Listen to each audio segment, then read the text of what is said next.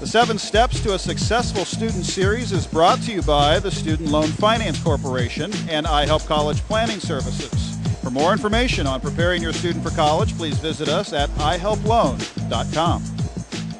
Welcome back. Well, we are on 7 of 7 steps to a successful student, and another successful college fair has come to a close here. We've talked financial aid packages. They're rolling in. Scholarship offers have arrived.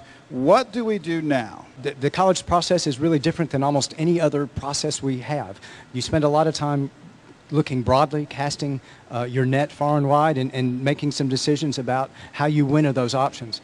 You've made those options. You apply to them. Late in the process, you find out the actual costs. Only then really can you sit down and make an informed decision. So you'll spend typically the month of April sitting around dinner tables, chatting with families and peers, talking about these options. So that's what's next, considering the options and making the most informed decision you can.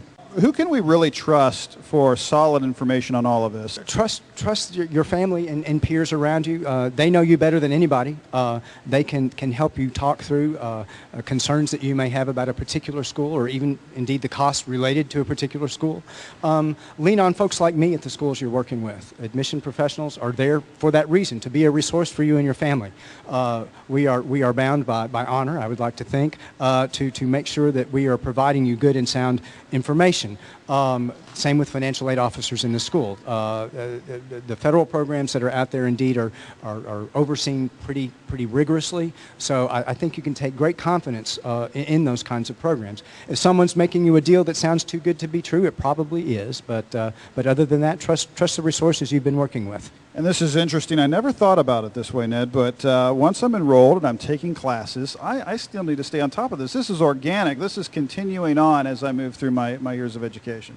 Absolutely. A key part of that, particularly for folks who may be recognized in scholarship programs, they will come often with GPA requirements to maintain your eligibility. So that will be a first place to start. Make sure you're tending to business as a student and keeping your eligibility for those scholarships. Along the way, there may be special programs that you find out about through fellowship programs that can supplement your costs. That would be something that keep your ear to the ground about. You mentioned fun at the top here, Ned. This certainly applies. So many colleges, universities have great travel abroad, study abroad programs. So are there any federal aid programs or specialized loans that could send me to school for a brief time or longer in Europe or South America, for example? A great thing about the study abroad options at many schools in particular,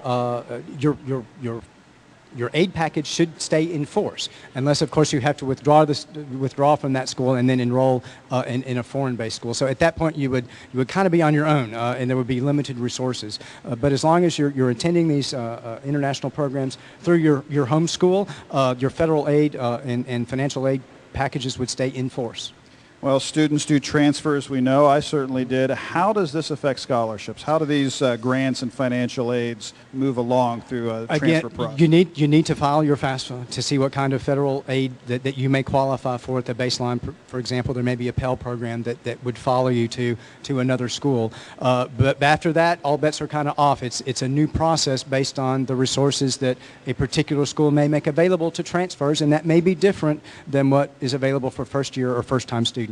Specific question here we're fielding for folks, Ned. Switching schools could really change things. Will a Perkins or other federal loan be withdrawn if I transfer to another institution? Not necessarily. Those are need-aware programs, and the threshold is such that often those would stay in force unless somehow the cost of attendance at the school that you're transferring to was less than the eligibility that you might have had at the previous school. Okay, we've been focusing on the 17, 18-year-old crowd, but what about the non-traditional student? What about the moms and dads out there, the folks that want to go back and study something new, reinvent themselves?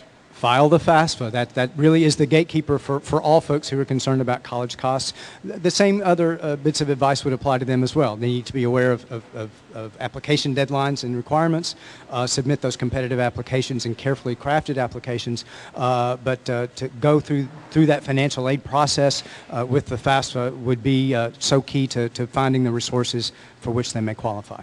We've talked about so much here, Ned. 2-year, 4-year technical colleges, universities, are all these loans and scholarships and financial aids, does this all fall under that umbrella? It does. For all accredited schools, you'll have access to federal programs, and then, of course, as part of that process, you're figuring out which kind of option, that technical option, that 2-year option, that 4-year degree, which of those paths may be better for you given your needs as a student. Okay, we're about to close out here, but we do want to field a few more questions from the floor. Before we do that, any parting words of advice on this journey? We've gone through 7 steps, covered a lot of ground here. The best advice I can give is this is really an adventure. Take the time, enjoy it. If you can, be sure to get on campuses, experience them firsthand as you're considering your options. Listen to your friends and your parents, heaven forbid, right? They are the folks who know you best on this planet, and they can give you some great and sound advice, even sometimes when you don't want to hear it. So that's what I'd encourage. Fire away. The microphone is yours, on the floor. I had a question. When we talked about the grants, the loans, the scholarship, is this a big novelty check that they're handing me before I go into school, or how does that get coordinated? No, it is not a check that you get handed. In most cases, if there is a check involved, it gets handed to the institution, and then they reduce your bill by that amount. So this is money that in most cases you never see. The exception would be the work-study program. That money goes straight in your pocket. Okay. All right. Well, Ned, we do need to send a big shout-out and a big thank you to our friends at ihelploan.com for making this forum possible. Thank you so much for being with us, and good luck to you. Now go get smart. For more information on preparing for college, please visit us at ihelploan.com or call 1-800-645-7404.